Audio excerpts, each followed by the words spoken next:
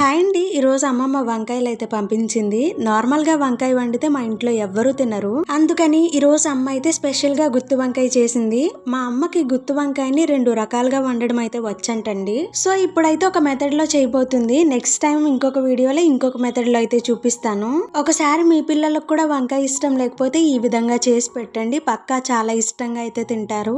ఇంకేమాత్రం late లేకుండా curry అయితే start చేసేద్దాం రండి. నేను ఈ కర్రీ కోసం నాటు వంకాయలను అయితే తీసుకున్నాను. వాటిని 4 ముక్కలుగా కోసుకుని సాల్ట్ వాటర్ లో అయితే వేసేసుకుంటున్నాను.